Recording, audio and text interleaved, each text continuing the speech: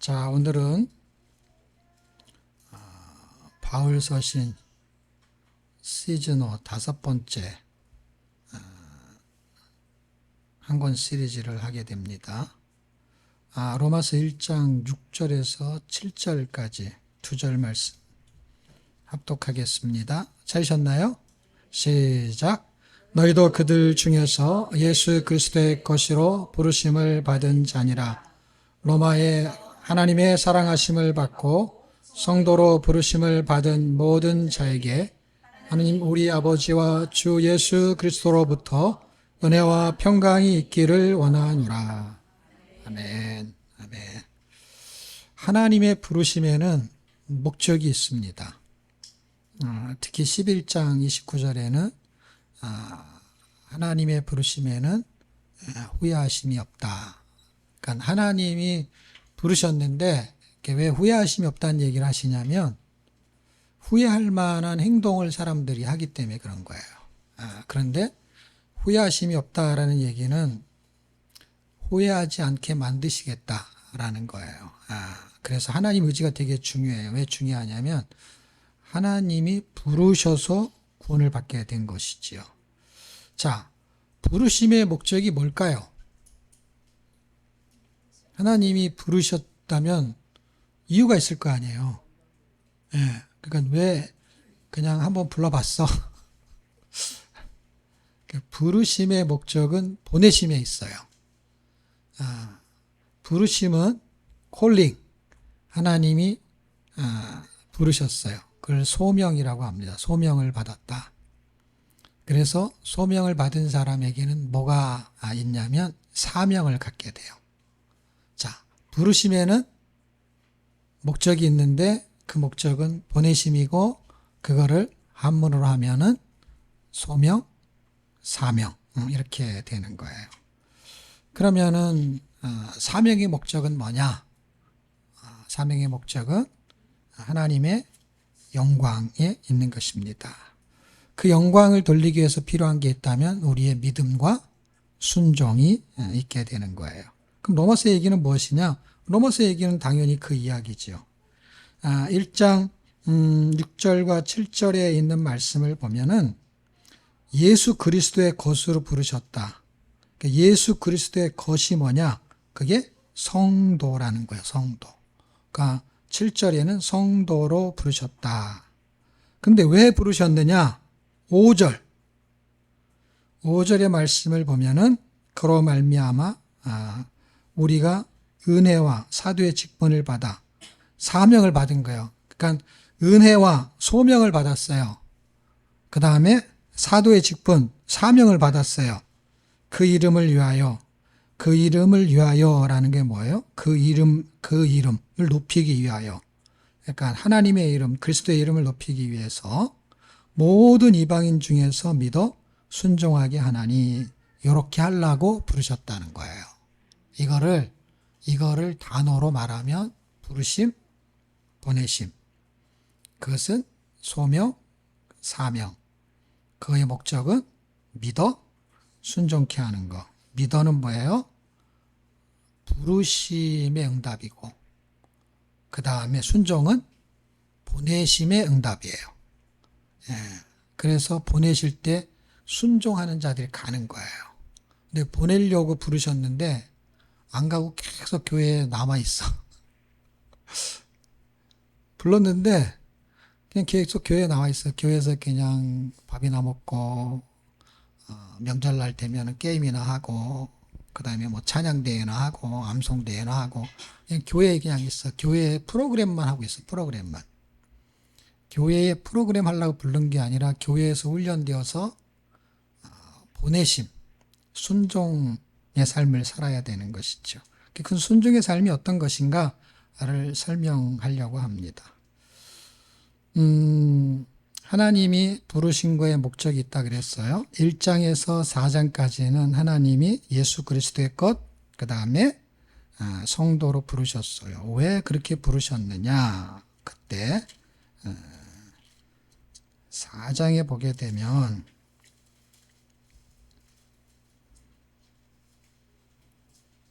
다윗을 통해서 바울이 설명을 해요.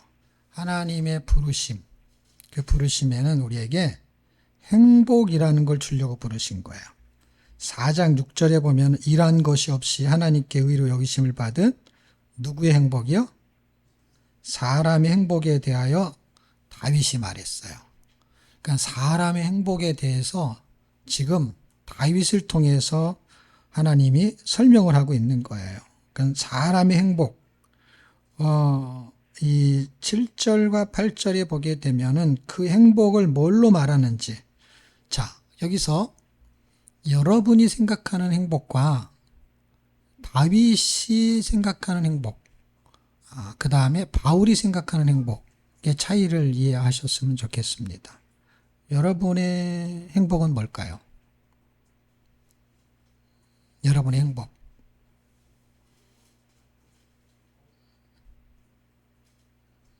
건강. 자전거? 잘 먹고 잘 사는 거. 또 행복. 그 잘 먹고 잘 사면 행복하죠. 건강하면 행복하죠. 근데 건강한 사람은 건강해. 건강한 사람이 더 행복해지고 싶어. 그러니까 건강이 틀린 게 아니라 아픈 사람은 나 건강했으면 좋겠어. 그래서 건강해서 그 행복감을 느낄 수 있잖아요. 근데 사람마다 건강하면 다 행복한 게 아니잖아요. 그러니까 행복이 다 다를 수 있다라는 거예요. 그러니까 정답이 아니라 나한테 행복이 뭔지를 말해보라는 거죠. 어떤 사람은 건강, 잘 먹고 잘 사는 거. 그걸 반대로 해석하면은 건강하지 않으면 불행하다고 생각하는 것이니까. 그 다음에 가난하면 불행하다고 생각하니까. 근데 가난한 나라의 사람들은요, 가난해도 불행하다고 생각 안 하는 사람이 또 있어요. 그러니까 행복의 기준이 다르다는 걸 지금 제가 설명하는 거야. 행복의 기준. 사람마다 달라요. 뭐가 있을까요?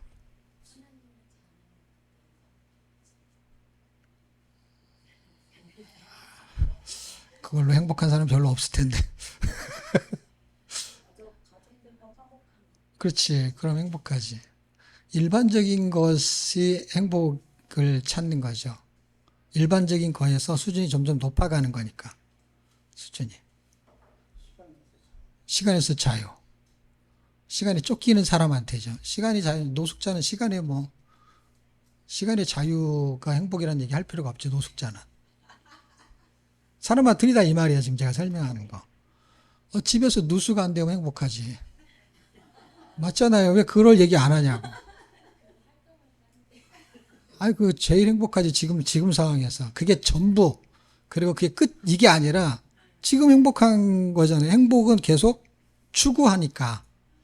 그 끄트머리 거를 가는 거는 그렇게 행복하고 싶은 게 있지만 행복이 갑자기 굴러 가는 게 아니라 이렇게 가는 거잖아요. 이렇게 단계를 거쳐서. 건강해도 이만큼 건강하고 싶은데 건강해지는 과정이 있는 거잖아요. 갑자기 휙 뛰는 게 아니잖아요. 아령 한 번 하면 알통이 이만큼씩 나오는 게 아니잖아요. 그러니까 행복을 추구할 때 행복을 추구하는 거가 저절로 되지 않는다는 걸 제가 말하고 싶어서 그래요. 건강하고 싶어. 그럼 건강하면 운동을 하면 되는데 건강이 운동 한 번 하면 금방 건강 이렇게 안 되잖아요. 그 다음에 잘 살고 싶어. 그러면 돈을 벌면 되는데 다음 달에 금방 부자가 되지 않잖아요. 1년이 지나도 10년이 지나도 그게 잘 안 되잖아요. 근데 어쨌든 나한텐 그거.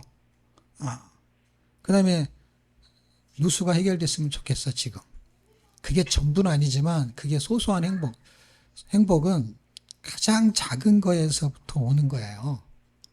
가장 작은 거. 여러분, 건강한데 갑자기 두통이 왔어. 그러면 그 사람한테 행복은 뭔지 아세요? 그냥 두통이 해결되는 거예요, 그때는.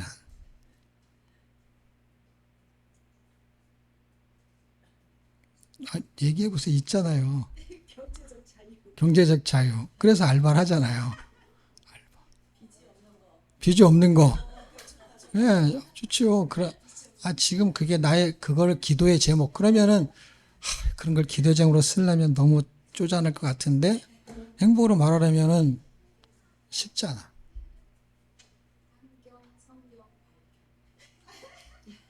그거 어떡하라고 그래.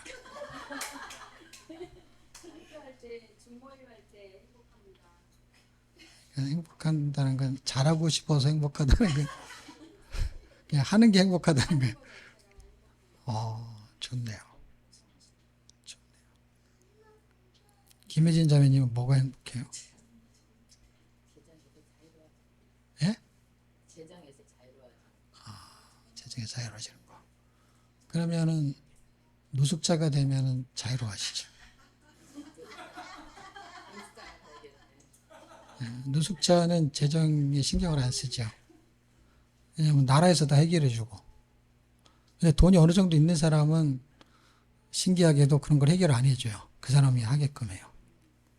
경제적 능력이 있거나 없거나가 너무 신기하게 경제적 능력이 있으면 재정이 자유롭지요. 근데 경제적 능력이 아예 없잖아요. 그러면 의료보험도 공짜야. 그거 너무 신기하죠. 아예 없거나 아예 많거나가 동일하다고. 내 맘대로 살 수 없을 것 같은데 어쨌든 보유세도 안 내도 되고 부동산세 안 내도 되고 자기가 자는 데가 자기 집이야. 예. 근데 이걸 선택하기가 쉽지가 않죠. 우리는 다 많아서 자유로운 걸 선택하고 싶지요. 없어서 자유로운 것보다. 없은 게 불편한 게 많으니까. 예. 그런데 다윗이 부족한 게 뭐가 있었을까? 다윗이 부족한 게 없대. 왕을 지금 설명하는 게 우리는 가난하고 건강 이런 걸 얘기하는데 부족함이 없는 어느 정도가 차 있는 사람한테 지금 우리가 말하는 것들이 그래도 많이 해소가 된 사람은 당대 왕들이 왕들은 웬만한 게 많이 해소가 된 사람이에요. 이 지금 바울이라는 사람이 이 4장에 아브라함이라는 사람을 등장시키고 그 다음에 다윗을 등장시키는데 하나님께 의로 여기심을 받은 사람의 행복에 대하여 할 때 제가 아까 사람의 행복은 앞에 단서를 붙이지 않았어요. 그냥 사람의 행복. 그래서 소소한 행복을 이야기하게 해도 그래야 할 얘기가 많으니까.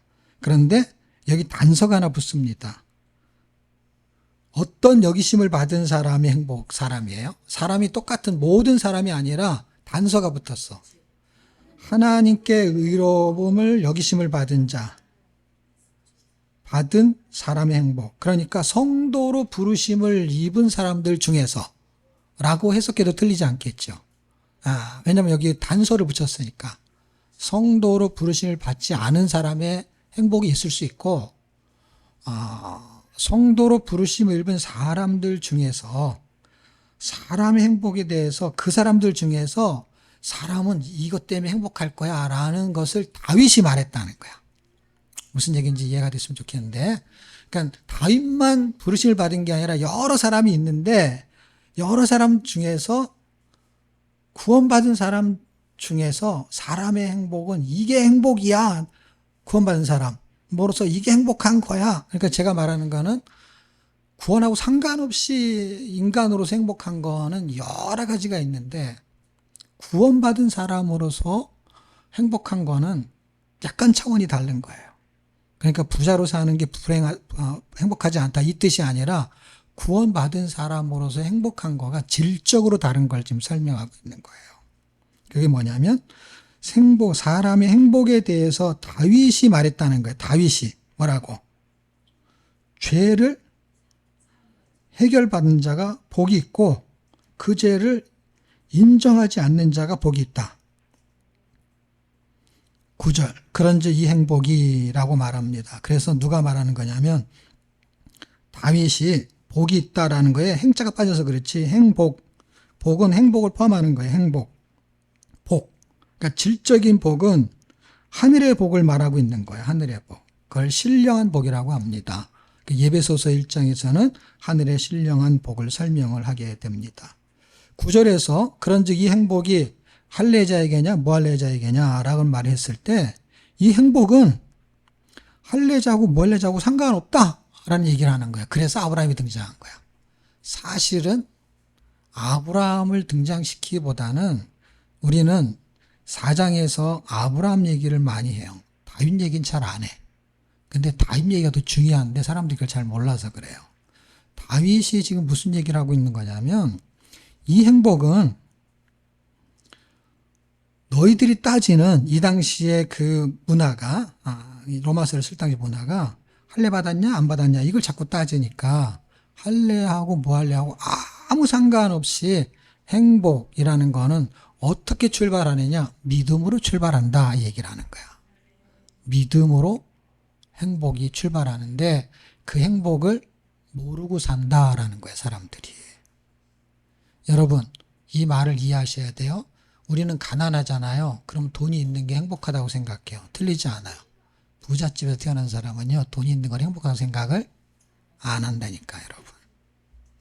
당연하게 생각하는 거는 행복이라는 거를 갖다가 붙이질 못해요. 그러니까 늘 좋은 차를 타고 다니고 부모님한테 얘기하면은 슈퍼카를 사줄 수 있고 이런 집에 태어난 애들은 나는 돈 좀 있었으면 좋겠어 이런 얘기를 안 한다니까요.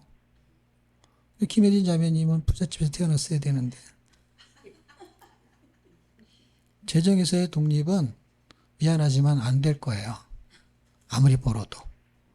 그 무슨 얘기냐면 그거는 내가 생각하는 돈의 기준이 사람마다 다르기 때문에 그거는 안 된다고요. 왜 안 되냐면은 사람은 계속 기준을 높이면서 살거든요. 기준을. 높이면서 살기 때문에 지금보다 나아지는 그 기준이 가면 그 다음에 또 가야 되는 거예요. 아니면 딱 정해놓고 난 절대 여기면은 끝이야라고 하는 기준이라고 한다면 괜찮은데 사람은 마음이 바뀌어요. 신기하게도. 그래서 재정으로는 절대 만족이 일어나지 않을 수도 있다라는 거예요.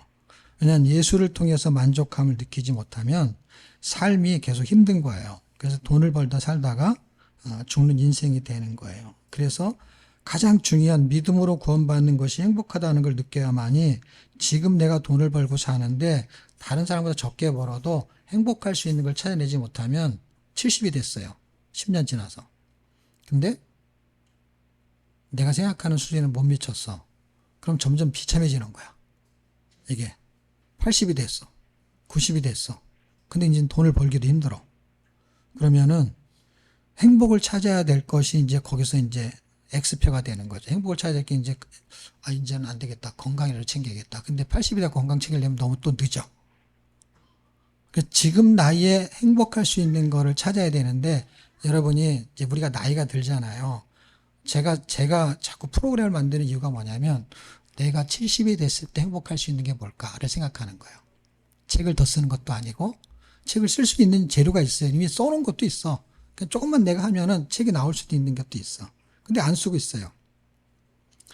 책을 쓰는데 막 힘든데 이미 준비를 거의 다 해놓은 게 있어요. 거의 90% 이상. 근데 지금 안 쓰고 있어요.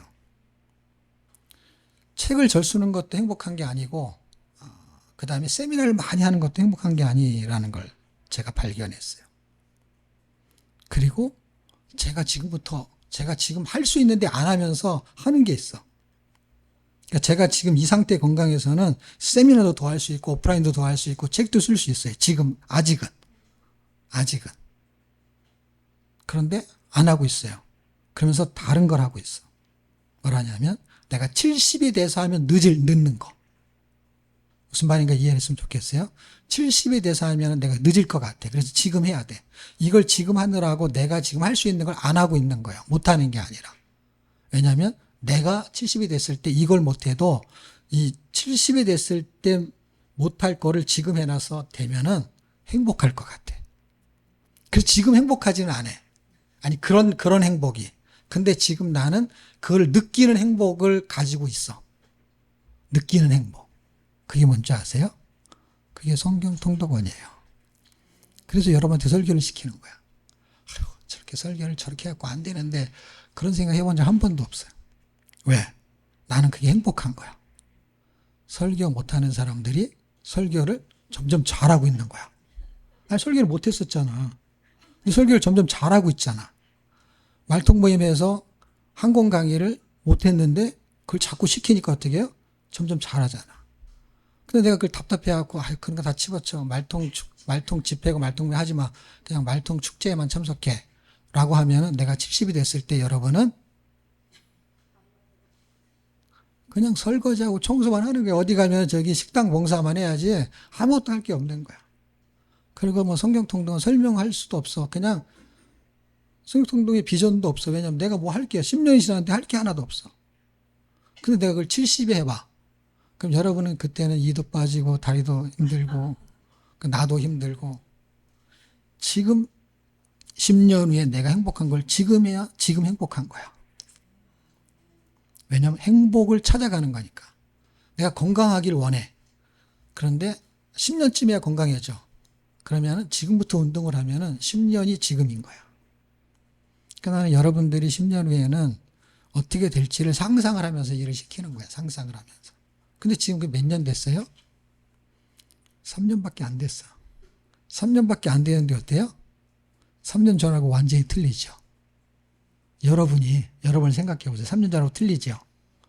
근데 10년 후를 생각해 봐.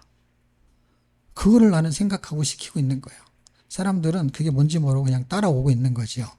따라오는 사람들은 이게 되는 거예요. 바울이 아브라함을 얘기하려고 하는 것 같지만 사실은 다윗을 얘기한다는 거예요. 왜? 다윗을 얘기하는 거에는 행복이라는 거는 어떻게 출발하느냐? 믿음으로 출발한다라는 거예요. 믿음으로 출발하는데 믿음으로 출발하는 거에 대한 설명을 해야 되기 때문에 아브라함을 등장시키는 거예요. 그래서 행복보다 더 많은 설명을 해요. 무슨 설명을? 믿음에 대한 설명을. 왜냐하면 믿음이 어렵기 때문에. 그리고 행복은 결과치가 너무 쉽기 때문에 이해가 되는 거예요. 어떻게요? 너 죄가 없어졌다. 그럼 행복하지 않겠냐? 죄수가 사형 선고를 당했는데 너 죄를 해결해주고 너 이제부터는 해방이야. 얼마나 행복하겠냐?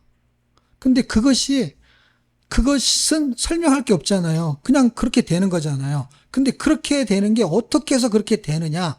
사형수에게 너는 이제 누군가 대신 그 짐을 졌으니까 너는 오늘부터 자유야 라고 했는데 그 이야기를 사형수가 받아들이지 않으면 그냥 사형수로 남는 거예요. 그래서 그 설명이 더 힘든 게 어떤 설명이냐면 사형수에게 나는 이제 자유야 라는 거를 느끼는 거가 더 어렵다는 거예요. 그래서 아브라함 얘기가 더 길어진 것뿐이야. 아브라함 얘기가. 다윗은 이 결과치를 갖고 있었어요. 어떤 결과치요? 이미 밧세바를 범하고 우리아를 죽이고 이미 그 인생에서는 씻을 수 없는 죄를 졌어요.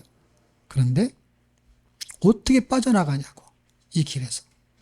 빠져나갈 탈출구가 없는데 이 다윗이 하나님을 봤을 때 하나님이 자기에게 이것들을 해결하셨다는 거예요. 이게 시편 30편에 있는 얘기예요. 그러니까 바울이 시편의 말씀을 인용하고 있는 거예요. 그러니까 시편의 내용을 다윗이 이미 꿰고 있는 것이지요. 죄와 그 죄를 가리움을 받고 인정치 않는다. 의롭다함을 너는 의로와라고 하는 표현을 설명하는 거야. 그러니까 믿음이라는 건 믿음을 통해서 의롭다 하심을 얻는 거는 할례를 받는 거하고 아무 상관이 없는 거야. 그래서 아브라함이라는 사람은 할례 받기 전에 믿음으로서 의롭다 하심을 얻었어. 그래서 하나님이 아브라함에게 복시 땅을 주겠다고 했을 때 이 복을 받은 거예요. 무슨 복이요? 구원의 복. 믿음으로 의롭다 하심을 받은 거예요. 그래서 믿음의 조상이 되었다라는 거예요. 그럼 뭘 믿었냐? 하나님의 약속을 믿었다는 거예요. 지금 우리가 행복해지려면 무엇을 붙잡아야 되느냐? 4장 20절 하나님의 약속을 붙잡아야 돼요. 우리가 행복할 수 있는 최고의 방법은 하나님의 약속이에요. 이 땅에 다 부자로 살고 건강에 살고 자유롭게 살고 돈에 대해서도 걱정 없이 살아요. 그런데 어떤 사람에게는 지옥문이 열리고 어떤 사람에게는 천국문이 열리는 거예요. 근데 그 차이는 뭐냐? 너무너무 심플한 거예요. 얼마나 열심히 살았냐로 문이 열리는 게 아니라 아무리 돈을 많이 벌어도 아무리 선한 일을 많이 해도 그걸로 문이 열리는 게 아니라 여기 하나님의 약속으로 열린다는 거예요. 그 천국의 문이 약속으로 열리는 거고 노력의 문으로 열리는 게 아니야. 그 노력해갖고 공부하고 잘 사는 게 잘못됐냐? 잘못된 게 아니라니까. 그거는 이 땅에 사는 동안에 중요한 거예요. 먹고 사는 거. 건강한 거 중요한 거예요.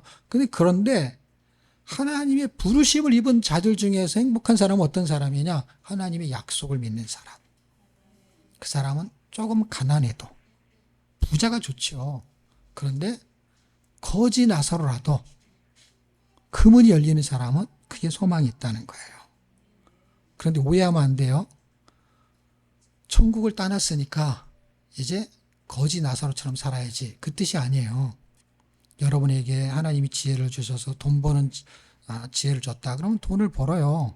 그 다음에 건강에 은혜를 줬다. 그러면 건강하게 사세요. 그런데 그것이 다 수단이라는 거예요. 그 수단이 많을수록 좋은 것이죠. 수단을 통해서 목적을 이루는 거예요. 그런데 목적이 없는 사람은 수단이 목적인 거예요. 그래서 그냥 건강하게 살다가 죽는 거예요. 그냥 돈 벌다 죽는 거예요. 그런데 목적이 분명한 사람은 수단이 바뀌기 때문에 행복할 수 있는 거예요. 안 그러면 여러분, 제가 여러분한테 그 목적을 놓치게 되면은 여러분한테 무슨 요청을 많이 해야 되냐면, 여러분 기도하십시오. 교회를 큰 데로 가야 됩니다. 그게 뭐야? 그게 수단이 아니라 목적인 거예요. 교회를 크게 하는 게. 교회를 크게 하는 게 목적이니까 어떻게 해요? 부교육자들한테 네 구역에 있는 저 사람은 VVIP니까 잘 관리하라는 거예요.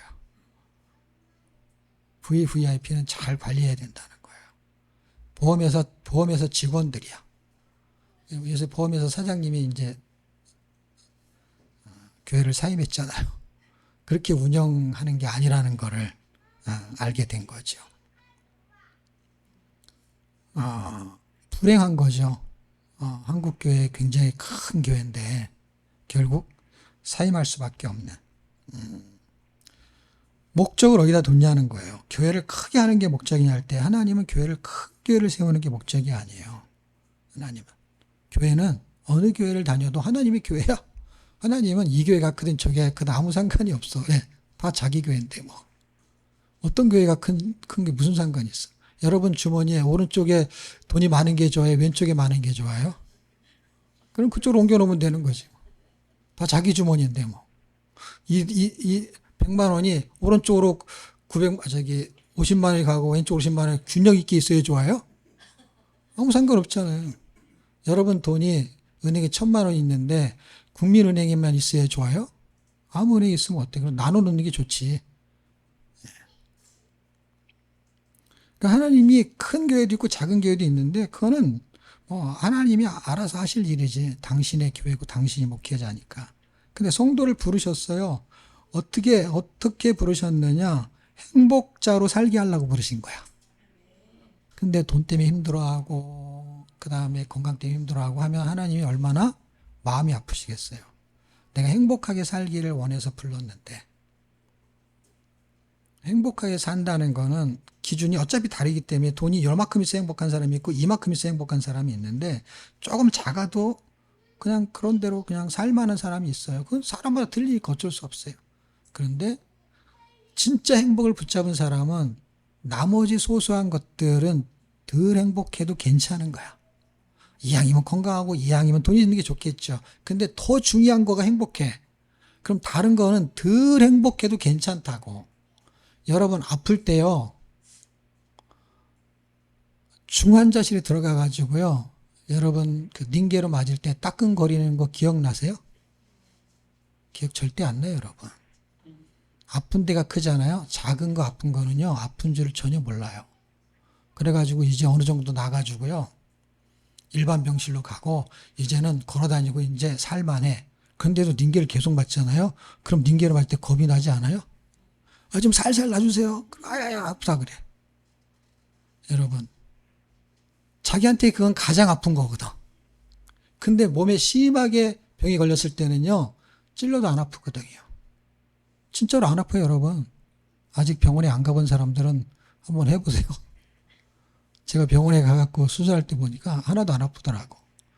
태어날 때쯤 가까워서 닌게로 맞는 그 주사바늘은 엄청 아프더라고. 그리고 3일에 한 번씩 간다 그러면 3일째 되는 날 겁이 나더라고. 주사바늘 맞는 거. 여러분, 우리 인생이 어차피 똑같은 거예요. 우리는 큰 기쁨이 없기 때문에, 여러분이 행복한 게 없기 때문에 그래요.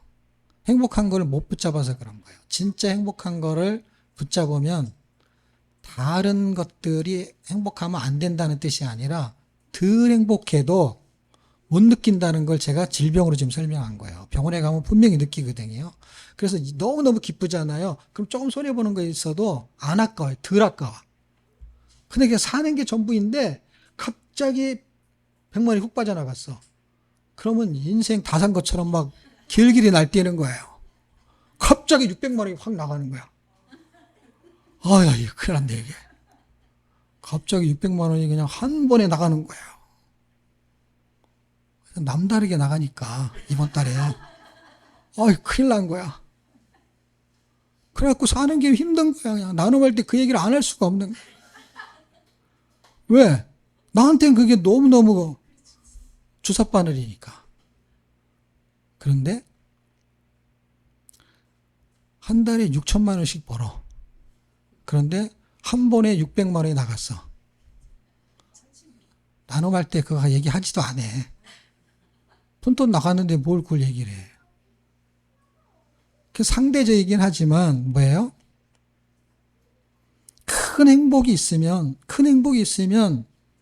작은 것들이 덜 행복하더라도 불행함을 느끼지 못한다는 거예요. 불행함을 느끼지. 가장 중요한 행복이라고 생각하기 때문에 그것 때문에 다른 게 발목을 잡는 게 전부다. 그래서 다른 걸 못하면 진짜 행복을 봐야 되는데. 그래서 그거를 보여주고 있는 거예요. 행복자의 삶은 어떤 거냐? 5장에서 8장까지는 행복자의 삶을 설명하는 거예요. 성도로 부르셨어요. 행복자로 살게 하려고. 신명기 33장 29절에는 너는 이스라엘아, 너는 행복자로다. 너 같은 것이 어떻게 이런 구원을 받냐? 이 행복을 다윗이 느꼈다니까요. 왜? 다윗이 뭐가 부족해가지고. 돈이 없어요. 뭐가 없는데. 건강을 잃어서 뭐 병원에 갔어요. 그것도 아니잖아. 이 다윗이 장수기 때문에요. 꽤 건강한 편이죠. 예. 운동으로 단련된 사람이죠. 무술을 했던 사람이니까. 예, 장수니까. 그러니까 이 다윗이라는 사람이 진짜 행복은 이거구나라는 거야. 솔로몬도 그런 걸 조금씩 이제 전도서에 가면 이제 설명이 되겠지만 그런 걸 느끼는 거예요. 결국 진짜 행복을 설명하고 싶은 게 성경은 다른 것이 없으면 불행하다라는 걸 설명하려는 게 아니라 진짜 행복을 붙잡으면 다른 것이 부족해도 그렇게 불행하지 않다라는 거를 설명하고 싶은 거예요. 이거를 못 붙잡으면은 신앙생활이 다 예수 안 믿는 사람이 행복을 추구한다니까. 그래서 기도 제목이 전부 뭐야? 애 잘 되는 거. 한국교회 90%가 다 그런 거잖아요. 지금 기도 제목이. 그리고 VIP를 대접해야 되는 게 교회잖아. 교회가 아니에요, 여러분. 원래 교회는 가난한 사람이 앞자리 오도록 하는 거잖아요. 주님이 복음서에 말씀했잖아요. 이제 그런 교회는 없어요. 이제 가난한 사람은 오면 안 되는 거예요, 교회에. 5장에서 8장까지 얘기하고 싶은 거는, 이제 영생을 가졌다는 거예요. 영생이라는 거 있다는 거예요. 영생을 가진 사람의 소망이 도대체 뭐냐, 소망이. 영생이 없을 때는 소망이 건강한 거, 부자로 사는 거. 영생을 가진 후에는 그 소망이 없어져야 된다는 게 아니라 더 큰 소망이 있는 것으로 지금 설명을 이해해야 되는 거예요. 가난하게 살아도 좋다 이 뜻이 아니라 부자로 살아도 괜찮다니까, 영생을 가져도. 그런데 영생을 가진 자로에서의 소망이 있어야 되는데 왜 그게 없냐는 거예요. 여전히 영생은 가졌는데 세상의 소망만 계속 유지하냐는 거예요. 그래서 5장에서 8장까지의 이야기는 행복자의 삶이 어떤 것인지를 보여주는 거예요. 그 행복자의 삶이 하나님과의 관계를 설명하는 거예요. 5장은. 그 다음 6장은 그리스도하고의 연합을 설명하는 거예요. 7장은 이제 율법에서 자유해졌다는 거예요. 나를 불행하게 만드는 게 다 율법이거든요. 율법이 뭐냐? 저놈이 나보다 더 건강하네? 저분이 나보다 더 부자네? 그게 율법이에요. 그것도 죄 안 짓는 것만 설명하는 것 같죠? 절대 그렇지 않아요. 율법은요, 기준을 말하는 거예요. 근데 우리는 죄라는 것만 자꾸 생각을 해. 내가 더 잘 살고 싶은 건 죄라고 생각 안 하거든요. 죄 아니죠. 내가 더 건강하고 싶은 거 끼왜 죄예요? 죄 아니죠. 그런데 탐심이 죄라는 거예요. 그러니까 뭐예요? 저놈이 더 잘 사냐고 배 아프면 죄가 시작되는 거야. 내가 살려고 노력하는 건 죄가 아니라고. 그런데 그런 걸 빼앗으라고 하면 이웃의 것을 탐하는 거, 그게 죄라고. 그러니까 시기심을 발동하면서 그것 때문에 열심히 살려고 하는 거는 죄에서 출발한 거라니까. 그냥 내가 잘 사고 싶은 거는 죄가 아니에요. 내가 건강해지는 게 왜 죄예요? 그리고 그걸 어떻게 쓰냐에 따라서 활용도에 따라 좀 다르긴 하지만 어쨌든 출발 자체가 그래요. 그게 율법이 그거예요. 율법에서 자유하지 못하는 게 뭐예요?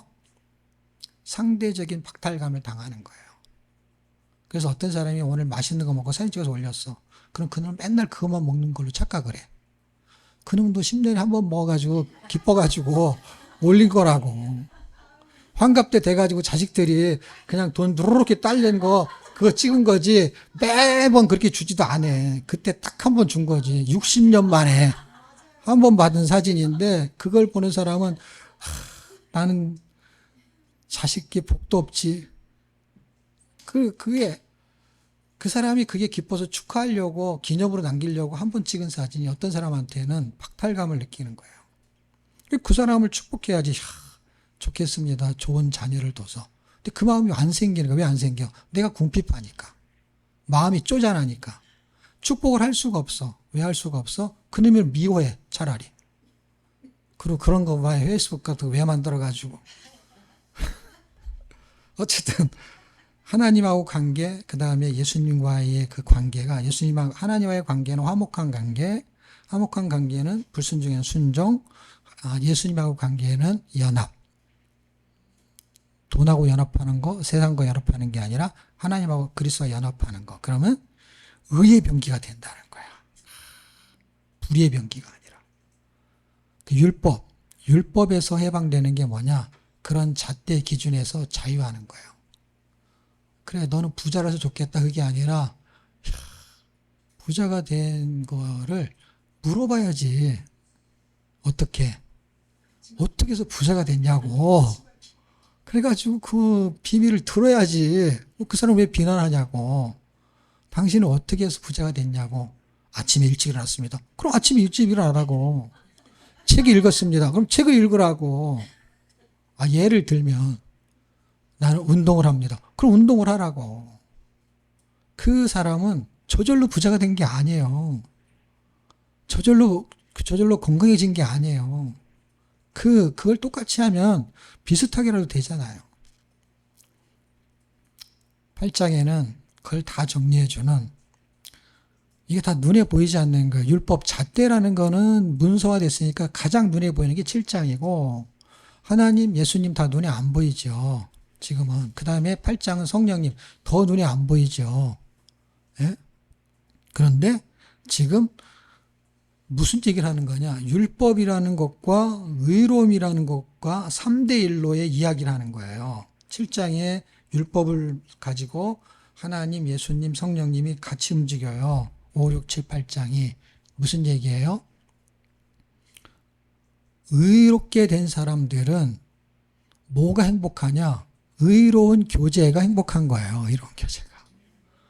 이게 거짓말 같은데 사실이니까 여러분이 지금 예수를 믿고 막 처음에 예수 믿지 않았을 때에 여러분 사귀었던 사람들이 있어요. 뭐 세상의 친구들, 술 먹는 친구들, 아니면은 뭐 게임하는 친구들. 그러다가 어느 날 예수를 딱 믿었네요. 믿고 나니까 하나님의 가족이 되고 새로운 친구들이 생겼어요. 그래서 거기서의 교제가 너무너무 기뻐요. 그런데 그게 의로운 교제라고 합시다. 요새는 그런 교제도 또 이렇게 도수 있는 걸 또 먹는 그런 구역 모임도 있다고 그러더라고. 근데 옛날엔 그런 적이 없잖아요. 그러니까 그런 모임을 떡을 떼고 막 서로 나눠주고 이런 모임을 가졌어요. 그러다 어느 날 세상에서 사귀었던 나의 정말 좋은 친구들을 만났는데 다 그런 건 아니겠지만 그들하고 대화를 하면은 즐거움이 없어. 만나기가 점점 싫어져. 뭐 그 친구하고 뭐 싸운 거 아닌데 그 친구하고의 어떤 대화의 그 내용들이 나의 감신사와 전에는 똑같았는데 지금은 전혀 달라지기 시작을 해. 그래서 그 율법에서 자유하기 시작하잖아요. 그러면은 교제할 사람들이 이제 없어. 어? 밥 먹고 얘기하고는 다 할 수 있어. 할 수 있는데 그게 막 즐겁고 행복하지가 않는 거야. 그런데 의로운 사람의 행복은 의로운 사람들을 만나면 행복해진다는 거야. 그게 행복자들이 행복해질 수 있는 건 뭐냐? 행복한 사람들과 만나야 돼. 어떤 사람? 의로운 행복. 근데 의로운 옷은 입었는데 의로운 모임에서 의로운 사람들과가 행복하지 않는 사람들이 있어. 그런 사람들은 자기가 행복자로 사는 기준이 여전히 뭔지 아세요? 돈 버는 거. 잘 먹고 잘 사는 거. 하여튼 99%는 돈 버는 거야. 잘 되는 거야. 잘 먹고 잘 사는 거. 그래서 잘 먹고 잘 사는 거 예수 믿는 사람은 안 하냐? 한다니까. 하는데 관심사가 그것만 있는 거야. 그러니까 새로운 모임에 가가지고 새로운 모임에서 그 이야기를 할 게 없는 거야. 돈 버는 얘기 받기에는 그 모임에서도 돈 버는 얘기를 해야 되는 거야. 그 모임에서 돈 얘기를 해야 돼. 그러니까 5장, 6장, 7장, 8장에 진입이 안 돼. 진입이 안 되니까 뒤로 갈 수가 없어요. 산제사의 삶 이런 건 이제 되지도 않지. 왜냐하면 지금 내가 하나님과의 관계도 없는데 사람을 위해서 내가 죽어주는 사람은 어떻게 살아? 그냥 직분 받았겠다 권사 장로 그러니까 죽어주는 척이라도 해야지. 왜냐하면 하도 공부를 많이 해가지고. 그런 사람들은 이제 그런 교회로 가야지. 그런 교회 가야 행복하지면 서로 자기네끼리 다 알지. 아이고 저놈 또 그 얘기하네. 그러면서도 맞춰주는 거지. 왜냐하면 그놈 돈을 또 빼먹어야 되니까. 교회가 하여튼간. 그런데 그런 교회를 가야지. 그리고 VVIP 대접을 받으려면은 부산으로 가야지. 우리 교회는 절대로 그런 대접 안 해주니까. 도시락 싸웠습니까? 반찬을 이렇게밖에 못 해옵니까?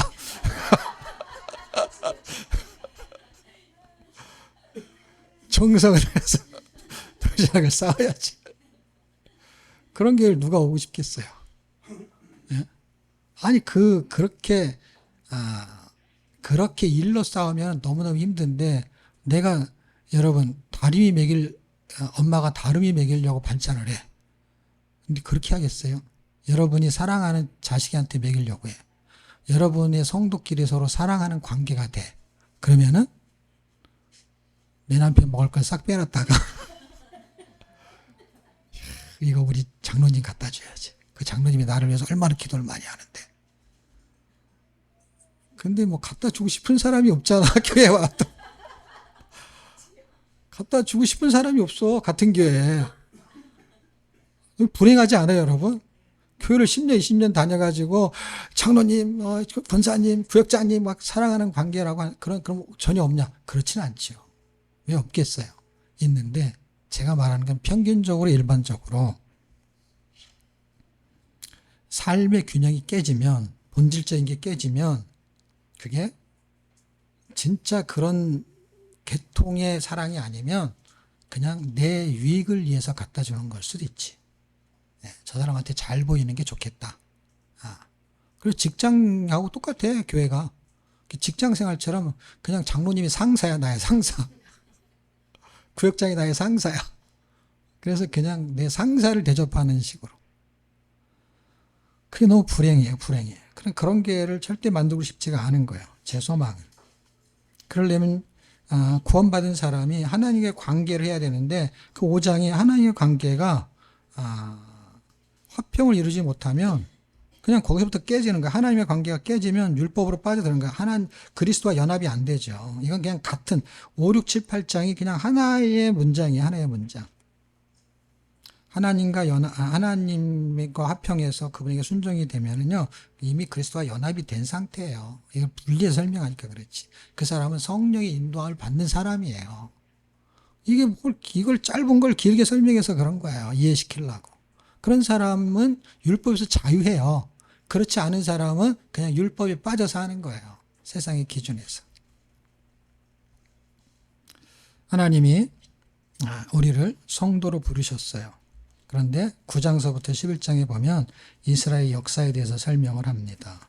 하나님이 택하셨다는 거예요. 11장에. 그 하나님이 택하신 거에는 후회하심이 없다라는 거예요. 하나님이 이스라엘을 택하셨다라는 거예요. 그래서 이건 뭐 이스라엘 대한 이야기를 좀 해야 되는데 지금 제가 하는 초점은 그게 아니니까 하나님이 우리를 뭘로 부르셨느냐? 성도로 부르셨어요. 근데 하나님 나라의 백성으로 불렀잖아요. 그러니까 우리는 영적 이스라엘로 부른 거예요. 영적 이스라엘. 영적 이스라엘은 어떻게 되느냐라는 걸 또 설명하는 거예요. 이게 1, 2, 3장 있잖아요. 1, 2, 3장과 4장을 한꺼번에 다른 각도에 설명한 게 9장, 10장, 11장이에요. 똑같은 얘기예요. 9장 8절과 11절에 보게 되면 하나님이 택하셨다라는 거예요. 이건 너무너무 중요한 이야기예요. 왜 중요한 이야기냐면 쌍둥이가 태어나요. 쌍둥이가 태어나는데 그 쌍둥이 이야기는 이제 12절쯤이죠. 아브라함이 이삭을 낳고 이삭이 쌍둥이를 낳죠. 야곱과 에서를 낳는데 그가 뱃속에 있었잖아요. 쌍둥이가 아직 나오지 않았다고. 뱃속에 있을 때 하나님이 에서를 택한 게 아니라 누굴 택했다고요? 야곱을 택했다는 거예요. 하나님이 이 세상의 많은 나라들 중에서 이스라엘을 택했다고요. 그러니까 야곱을 택했다는 걸 무슨 얘기를 하고 싶은 거냐면 하나님이 세계 모든 민족 중에서 이스라엘의 씨를 이렇게 가면 아브라함의 족속이 되는데 결국 누구냐면 한 사람을 통해서 아브라함을 통해서 이스라엘 택했다라는 건 민족을 말하는 거예요. 그러니까 성도 한 사람을 택해서 하나님이 그 성도들이 모여지면은 영적 이스라엘이 되는 거예요. 이렇게 하나님이 택했다라는 거예요. 그게 택하심을 따라서 됐다라는 건 무슨 얘기냐면 사람이 선택한 게 아니다라는 얘기예요. 사람이 잘하고 못하고가 아니다라는 거예요. 하나님의 자녀로 택했는데 뭘로 택했냐? 약속을 통해서 택했다는 거예요. 그러니까 무슨 얘기냐? 약속을 믿는 사람을 택했다 이 말이야. 이게 이제 예정론과 예지론이 들어가면 신학적으로 복잡해지는데 그건 신학적으로 공부하니까 어려워서 그렇지. 하나님이 택하세요. 택하시는데 예정, 그 다음에 예지. 사람의 선택은 뭐냐? 사람은 그 약속을 붙잡으면 선택이 되는 거예요. 그런데 그것이 하나님의 택하심이야. 그래서 그런 건 헷갈리는 거는 그냥 몰라도 괜찮아. 어차피 알아도 증명할 길이 없어. 증명할 길이 없다는 건 뭐예요? 내가 믿어진 걸로 뭘로 증명할 거야? 돈으로 증명할 거요? 아니면은 뭐 동사무소 가서 이 땅이 내 땅인 거 땅 문서로 증명할까? 증명서가 있냐고요? 증명서가 없다니까? 그러니까 이 믿어지는 것이 어떻게 해서 그럼 이걸 증명할 거냐? 로마서 10장에서 마음으로 믿어. 의에 이르고 입으로 신 마음으로 증명하는 거야. 그 마음은 누가 아느냐? 하나님만 아시지. 사람은 그걸 얼마든지 속일 수 있어요. 누구까지 속이냐? 자기까지 속여. 내가 믿는 줄 알았는데 이런 사람도 있어. 내가 여태까지 안 믿었네. 여태까지 믿는 줄 알았다니까. 누구도 속여요? 자기도 속여. 자기도 속여요. 착각하게 만들 수 있어요. 진짜와 가짜는 하나님만 아세요. 우리는 잘 몰라요. 근데 그냥 신앙생활 열심히 하다 보면 느낄 수가 있어. 제가 감각으로. 저거는 안 믿는데 믿는 척 하는 것 같아. 저거는 진짜 믿는 것 같아. 그런데 좀 서툴러. 왜? 완벽한 거 없어요. 그리고 실수를 해요. 다윗처럼. 그런데 하나님이 후회하심 없는 건 뭐예요? 회개하고 돌이키고 하는 과정을 반복적으로 일어나는 거야. 그냥 한번 믿으면 쭉 가는 사람이 그렇게 많지 않아요. 믿음을 통해서 굴곡이 있어요. 어떨 땐 시험도 받기도 하고 어떨 때는 어려움도 겪기도 하고 그러면서 약간 침체기를 올 때도 있고 좀 고난을 당할 때도 있고 그런 힘들 때가 있어요. 하나님 왜 날 낳으셨나요? 막 이럴 때도 있고. 다윗도 고민이 되게 많은 사람이었어요. 10년 동안 광야에 도망 다니면서 고민이 참 많았다고. 내가 하나님 말씀대로 이렇게 살았는데 말씀을 지키려고 했는데 그런데요. 때마다 하나님이 그를 지켜주시고 그 믿음이 대단했어요. 그런데 왕이 되고요. 왕이 횟가닥 바뀌어요. 고난이 올 때가 더 힘들어야 되는데 풍요롭고 잘 살 때, 예? 전쟁에 출전해야 되는데 안 나가고 그 뭐 뷰 좋은 데다가 왕궁 지어놓고 이렇게 뷰를 보다가 이상한 뷰를 봤어. 홀딱 뷰를 봐가지고 이거 눈이 홀라당 뒤집어졌어. 그렇게 갑자기 어떻게 해요? 시험이 드는 거예요. 누가? 다윗이. 우리가 오죽하겠어요. 그런데 그런 과정을 거쳐서 하나님이 그 마음에 그가 하나님을 믿고 있는지를 확인하는 거예요. 그래도 내 마음은 하나님을 향해야지. 그러면서 하나님을 붙잡는 거예요. 그게 마음으로 확인이 되는 거예요. 그래서 마음 얘기를 되게 많이 해요. 다윗 얘기할 때도 마음 얘기가 다윗이 마음에 하나님을 품었다. 성전을 품은 거예요. 사무엘하 7장에. 자, 그렇게 부르신 이유는 뭐냐? 그거는 11장에 결국은 모든 민족이 구원받는 거예요. 25절, 26절 이방인이 충만한 수, 온 이스라엘 구원받는 거. 결국 무슨 얘기예요? 하나님이 우리를 이스라엘로 부른 것이 무엇이냐? 그거는 하나님이 세계 선교의 그 보내심을 받으려고 부르신 것이죠. 그 세계 선교의 존재로 부르셨다라는 것은 어디에 보면 잘 나와 있냐면 출애굽기 19장 5절과 6절인데 한번 찾아보실래요? 하나님이 이스라엘을 선택하시고 이제 정리해서 말씀하신 거예요. 출애굽을 딱 했을 때 찾으셨나요? 출애굽기 19장 5절과 6절 같이 읽겠습니다. 시작. 세계가 다 내게 속하였나니 너희가 내 말을 잘 듣고 내 언약을 지키며 너희는 모든 민족 중에서 내 소유가 되겠고 너희가 내게 대하여 제사장 나라가 되며 거룩한 백성이 되리라. 너는 이 말을 이스라엘 자손에게 전할지니라. 세계가 다 내게 속했고, 그러니까 세상이 하나님께 속했어. 그리고 너희는 모든 민족 중에서 내 소유가 됐다 그랬잖아요. 이게 로마서 1장 너희가 그리스도의 소유가 됐고 그리스도의 것이 소유잖아요. 그게 성도야. 그 성도를 뭐로 부르셨냐? 제사장으로 부르셨다는 거예요. 제사장으로. 그러니까 성도가 행복한 삶을 살아야 되는데 행복한 삶을 사는 게 뭐냐? 하나님과의 관계가 행복해야 되고 그 다음에 제사장으로 살아야 될 때 행복한 거야. 제사장으로 사는 게 뭐예요? 사람들과의 관계에서 행복한 거야. 성도의 교제에서 행복해야 돼. 그냥 자기 혼자 예배 드리고 하나님 감사합니다 하고 가는 사람은 반쪽짜리 신앙인 거예요. 왜? 사람들과의 교제가 없잖아. 성도의 교제가. 성도의 교제가 없는 사람, 믿음이 있는 사람하고 교제가 없는 사람은 그냥 돈 버는 수단으로 사람을 사귀는 거지. 교회 와서도. 진짜 믿음의 교제를 하는 통역자가 없어. 그런 사람들 보면 자기 혼자 돌아다녀. 자기 혼자. 아무리 그렇게 강한 것 같아도 바울이 동역자가 있잖아요. 모세가 동역자가 있잖아요. 하나님이 그를 성도로 부르셨어요. 그 중에는 모세도 있고 아론과 훌이 있고 그 다음에 바울이 있고 바울에게는 디모데, 누가, 디도 이름만 그렇게 써있지 더 많죠. 16장에는 그 사람들의 이름이 쭉 전도하러 같이 다닌 사람만 동역자가 아니라니까요. 기도의 동역자가 있지 물질의 동역자가 있지. 어디 써있어요? 16장에 다 써있잖아. 이 사람은 내가 감옥에 갔을 때 와서 옥살이 도와주는 동역자가 있어요. 그 다음에 아플 때마다 침 놔주는 동역자가 있어. 누가가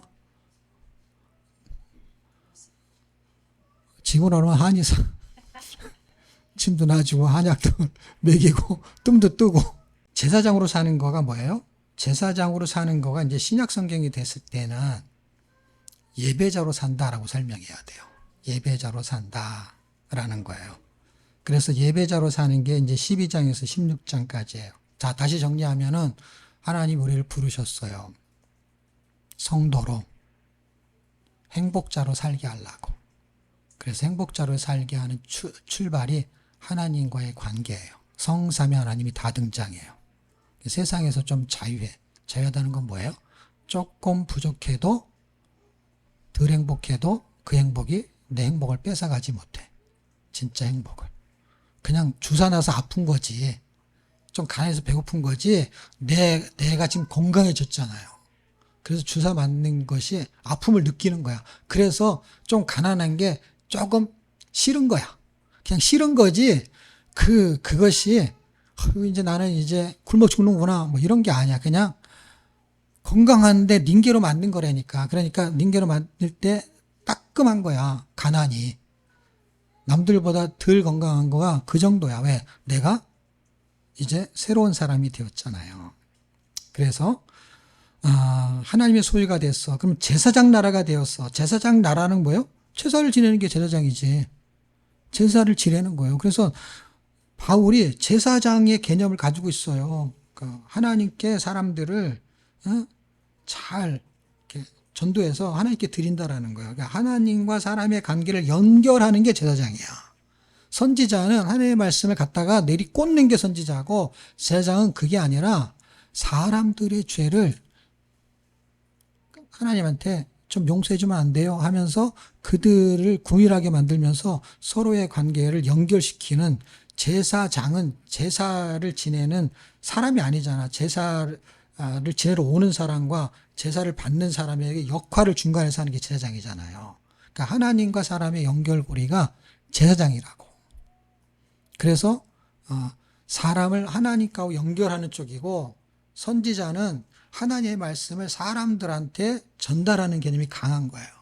그래서 어떻게 해석하면 되냐면, 자, 제가 이렇게 서 있어요. 근데 하나님은 내 뒤에 서 있어. 내 뒤에 서 있어. 근데 하나님이 말씀하시는 걸 내가 이렇게 전해.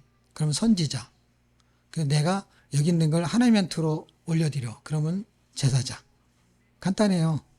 나만 왔다 갔다 하면 돼. 네? 그게 제사장의 역할이야. 그 제사장은 뭐냐? 예배를 드리는 거잖아요. 로마서 12장 1절, 2절. 찾으셨나요? 이제 이걸로 이제 마치게 되는데. 같이 읽겠습니다. 시작. 그러므로 형제들아, 내가 하나님의 모든 자비하심으로 너희를 권하노니 너희 몸을 하나님이 기뻐하시는 거룩한 산 제사로 드리라. 이는 너희의 드릴 영적 예배니라. 너희는 이 세대를 본받지 말고 오직 마음을 새롭게 함으로 변화를 받아 하나님의 선하시고 기뻐하시고 온전하신 뜻이 무엇인지 분별하도록 하라. 여기서 이제 영적 예배니라, 산 제사. 이게 지금 제사를 지내는 거를 영적 예배, 제사장이 이걸 지리는 거잖아요. 그러니까 예배자의 삶을 사는 거예요. 그게 행복한 거예요. 근데 예배자의 삶을 뭐예요? 하나님께도 드려지지만 사람한테도 드려지는 거예요. 왜? 제사장은 사람의 관계하고도 연결이 되는 거니까. 그래서 여기서는 원수를 사랑하라, 뭐 이런 얘기들이 등장해요. 산 제사가 원수를 사랑하라. 그러니까 원수를 어떻게 하라? 구원하라 이 말이야. 이 사람을 제사 지내게 하라는 거야. 축복자가 되는 거야. 14절, 20절, 21절. 이게 산 제사. 하나님이 우리를 부르신 건 뭐냐? 하나님이 기뻐하시는 게 영광이잖아요. 이러려고 부른 거라잖아요. 근데 그걸 제사로 설명했다는 건 뭐예요? 제사장의 위치로 이해하셔야만 쉽단 말이야. 그 제사장은 뭐예요? 그 예배자야, 예배자. 예배를 집도하는 자야. 그러니까 예배를 구경하는 게 아니란 말이에요. 여러분이 예배를 드리는 자예요. 여러분을 제사장으로 부르신 거예요. 제사장으로. 이걸 자꾸 구분해가지고 우리는 성도고 목사님 제사장이지 이런 게 아니라고요. 만인 제사장이 돼가지고 그냥 우리가 예배자인 거예요. 여러분이 예배 드리면은 여러분이 그냥 예배자가 되는 거예요. 어디에서든지. 하나님을 기쁘시게 하는. 근데 영적 예배는 뭐냐? 이거를 다시 원어로 번역하면 마땅한 예배다. 이게 마땅하다라는 거야. 당연하다라는 거야. 당연한 것을 해야 되는 것이죠. 사랑으로, 이거 내용을 쭉 살피면 다 사랑으로 완성을 시키는 겁니다. 이런 예배자의 삶을 사는 거에는 16장에 가장 필요한 게 뭐냐면 동역자가 필요하다라는 걸 설명합니다. 동역자. 앞에 있는 내용들은 이제 12, 13, 14, 15장은 이제 뭐 권세에 복종하고 뭐 그다음에 믿음이 연약한 자의 약점을 돌보고 뭐 이런 얘기예요. 그게 산 제사에서 다 포함되는 이야기예요. 포함되는 얘기고 제사장의 위치로 이해하시면 돼요. 그리고 이거는 뭘로 이해하시냐면은 십계명으로 이해하셔도 돼요. 십계명. 사랑으로 율법을 완성하는 거야. 그러니까 아까 율법에서 자유하다는 게 뭐예요? 7장에서 율법에서 자유하게 되려면 사랑으로 율법을 완성하는 얘기가 어디 나오죠? 13장 10절이죠. 그러니까 12장에서 이제 영적 예배를 드리는 것이 사랑이라는 거예요. 그게 율법을 완성하는 거예요. 그럼 아까 7장에 나오는 율법은 뭐죠? 그 율법에서 자유한 자가 자유라는 게 뭐냐면 나 이제 율법 안 지켜도 돼 이 말이 아니라 율법에서 자유는 율법을 완성시키는 사랑을 가질 때 자유해진다는 데. 율법에서 자유한다는 뜻을 이해를 잘 못하는데 어렵지가 않아요. 왜 어렵지가 않냐면 율법을 완성하는 게 자유예요. 그러니까 뭐예요? 율법에서 사랑으로 가는 거예요. 그냥 한 번에 확 가냐? 한 번에 확 안 가기 때문에 힘든 거예요. 율법이 계속 나의 가시처럼 움직이는 거야. 왜? 기준이 있기 때문에 거기에 규칙을 지키는 거니까. 근데 사랑이 움직이면서 이 과정을 잘해. 사랑만 움직이면 또 뭐가 되냐면 아무 때나 와 교회를 정한 시간에 안 오고. 그런데 또 율법만 강조하게 되면은 아무 때나 안 오는 사람이 이제 그 다음에 못 와. 왜냐하면 자꾸 까야 되니까 기준을. 그래갖고 이 간극이 한쪽으로 치우치게 되면 문제가 발생해. 어느 쪽으로 치우쳐도 문제가 돼. 율법을 강조해도 문제가 되고 사랑만 강조해도 문제가 돼. 다 잘못된 게 아닌데. 어떤 걸 강조해도 나쁜 게 아니야. 왜? 지키려면 강조를 해야 되니까. 사랑을 하려고 그러면 사랑을 강조해. 사랑을 강조하고 해서 은혜를 자꾸 얘기하면 은혜롭지 않은 사람들이 어떻게 하냐면은 다리미처럼 행동해, 예배 시간에. 근데 은혜를, 그런 아이가 모르니까 은혜를 가지고 있으면서도 설명을 또 해야 되잖아.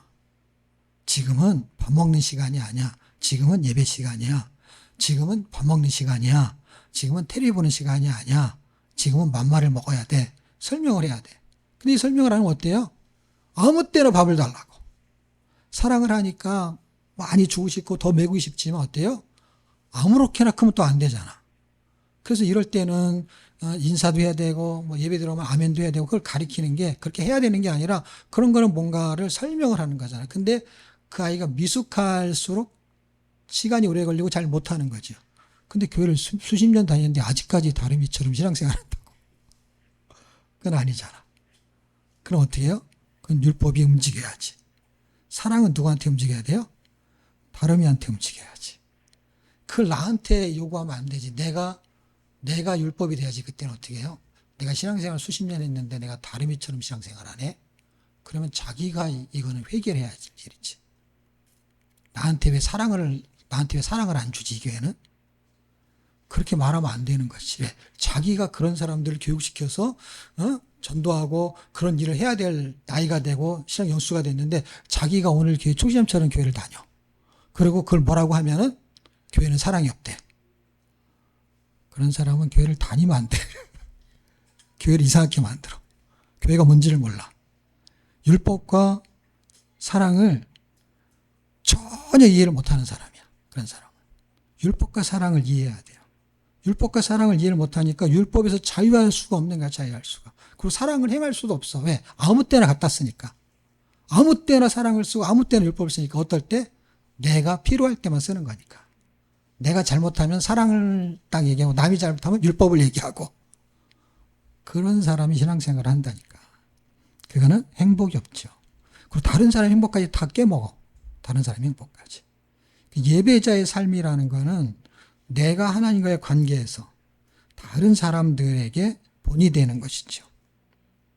그 본이 되는 것 때문에 신앙생활이 활력이 붙는 거죠. 사람들이. 교회 가니까 사람 몇 명도 안 되는데 그 사람들은 서로 사랑을 하고 서로 기도해주고 위로해주고 그리고 뭔가 잘못했을 때는 책망을 하는 게 아니라 그 책망을 지혜롭게 말해서 그거를 바른 길로 인도하는구나. 설명은 반드시 해야 돼요. 왜? 모르니까. 몰라서 그런 거니까. 근데 그 설명을 사랑으로 할 수 있는 지혜가 필요한 것이죠. 설명을 안 하는 건 사랑이 아니야. 그럼 다름이한테 아무 설명하면 안 돼. 왜? 아무렇게나 살아도 괜찮았지. 근데 뭘 자꾸 설명하잖아. 이렇게 해야 됩니다. 저렇게 합니다. 누구한테 설명을 많이 해요? 미숙한 사람한테 설명을 많이 하는 거지. 성숙한 사람한테는 설명할 게 없지. 왜? 성숙해서 한 번 말하면 딱딱딱 듣는데 뭐하러 설명을 해요. 근데 모든 사람이 신앙생활을 그렇게 못하기 때문에 율법과 사랑이 계속 병행이 되는 거예요. 그게 지혜롭게 병행이 돼요. 어떻게 해요? 사랑하는 관계에 있게 되면은요, 그것을 빨리 회복할 수 있는 능력을 갖게 돼요. 그런 사람들이 필요하다는 거예요. 바울은 그런 사람이 필요한 거야. 그래서 그런 사람들이 너무 많은 거야. 16장에 보면 갱그레아 교회에 있을 때 베베, 그 다음에 나의 보호자가 되고, 보호자는 후원자를 말하는 거예요. 여기서 보호자는요, 가이드를 말하는 게 아니라 물질로 후원하는 사람을 말하는 거예요. 물질로. 브리스길라, 아굴라, 동역자, 저희의 목이라도 내어주고, 에베네도 이런 사람들이 다 뭐예요? 다 동역자예요. 바울의 동역자가 디모데, 누가만이 아니에요, 여러분. 이 수많은 사람들이 동역자가 있었다는 거예요. 제가 3년, 4년 전에 10년을 내다보고 동역자를 만드는 시스템을 구축한 게 동독원이에요. 그래서 그걸 돌리고 있는 거예요. 한 번은 왕언니 님이 전화를 왔어요. 3월 10일 날 말통 집회를 하는데 담임 목사님이 말통 목사님 만나고 싶어 한다는 거예요. 그래서 전화로 하라 그랬어요. 안 간다고. 내가 안 가야 다른 사람이 가지. 그래서 누가 갈 줄 몰랐는데 다 안 간다 그래서 그럼 네가 갔으면 좋겠다 하는 사람한테 연락해라 그랬더니 김성호 목사가 이제 갈 수 있다 그래서 김성호 목사가 가게 됩니다. 말통 집회가 성장을 해야 그게 나한테 행복하다고. 근데 부목사가 뭐 하려고 그러면 담임 목사가 절대 안 시키지. 그 불행한 교회에 왜 부목사를 하는지 모르겠어. 불행한 교회 가가지고. VIP 그 발음도 잘 안 된다. V를 2개 날라니까. 예? 보험회사를 다니지. 뭐 하려고 거기 가서 부격자를 하냐고. 예? 보험회사를 다니면은 1등을 했겠다. 보험. 신앙생활 잘하면 되지. 우리의 신앙이 형식에 근거해서 하나님이 교회를 통해서 하실 일이 얼마나 많겠어요. 그리고 하나님께서 그런 교회를 통해서도 하나님이 영광 받으신 일이 얼마나 많겠어요. 그런데 전체적으로 평균적으로 이제 교회가 욕먹는 거는 그냥 욕 좀 안 먹었으면 좋겠는 게 이제 기도 제목이 됐어. 교회가 이런 사역을 해야 되는 게 아니라 그냥 욕만 하면 니네끼리만 잘 교회 밖에 나오지 않는 게 좋겠어. 교회 안에서만 그냥 신앙생활 잘. 하나님은 세계의 무대로 보내시려고 우리를 여기 불러주셨어요. 보내려고. 그래서 여러분이 세계 무대로 나가야 되는 거예요. 여러분 상권설교를 내가 가르쳐서 하려는 게 뭐냐? 외국에 나가가지고 그 사람들한테 가르치라고. 거기에는 목회자도 그런 걸 못한다고. 스리랑카에서 그 하잖아. 목회자를 데리고 지금 성경 읽히고 설명하잖아. 우리 김광희 선교사가. 그런 거를 여러분이 할 수 있냐? 얼마든지 할 수 있지. 그걸 10년을 내다보고 하는 거야. 그때가 되면은 말통 축제도 이제 여러분 중에서 누군가 강의를 하겠지. 그럼 목사님 뭐 할 건데요? 나는 뒤에 쳐다보기만 해도 행복하다니까. 예? 그때 책을 쓰면 되지 뭐. 할 일 없으면. 예? 그럼 목사님 뭐 먹고 살아요? 나는 이슬만 먹고 살아요. 예? 예. 예. 진짜 이슬만 먹고 살아요, 나는. 옛날에 진로지. 나의 진로는 결정이 됐어요. 예? 진로가 참이슬로 바뀐 거잖아. 나의 진로는 참이슬이에요. 예? 예, 밥도 먹어요. 운동도 해요. 여기도 왔다 갔다 하고. 집이 넓어갖고 얼마나 좋은지 몰라요. 예. 결론, 누구의 부름을 받았느냐? 여러분, 나라의 부름을 받았다. 군인들은 나라의 부름을 받았다라고 생각을 합니다. 나라의 부름. 의무복무일 때는 나라의 부름이에요.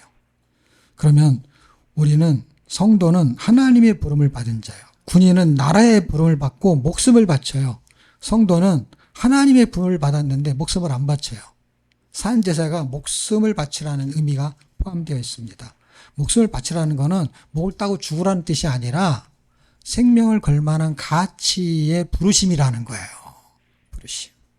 하나님의 심부름꾼이 된 거예요. 이제는 저와 여러분은 하나님 나라의 심부름꾼이고 나는 그거를 인도하는 리더에 불과한 거예요.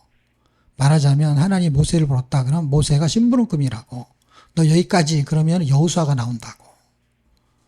그 다음 사람한테 물려줄 준비를 해야 되는 거예요. 아직도 건강한데 120년을 살았는데 눈도 안경도 안 껴. 모세가 멀리 봐. 그리고 눈이 흐리지 않았다는 건 뭐야? 건강하다는 걸 그걸 표현한 거야. 그 당시에 120살이 되었는데. 그런데 하나님이 이제 넌 여기까지야. 여호수아가 등장해요. 여러분이 칼을 갈고 있으면 여러분의 때가 시작이 되는 거예요. 여호수아는 모세가 움직일 때 여호수아는 칼싸움 준비를 했잖아요. 장수니까. 여러분이 말씀의 칼을 가르셔야죠. 그럼 어느 날 모세의 자리에 여러분이 서게 되는 거예요. 하나님은 항상 다음 사람을 준비해요. 다음 사람. 그래서 내 때가 지나면 다음 세대가 오는 거예요. 그 다음 세대를 위해서 우리가 성경을 읽혀야 되는 것입니다. 하나님이 다시 부르실 때까지 우리에게는 동역자가 필요합니다. 저와 여러분끼리 귀한 사랑의 동역자가 되시기를 축복합니다.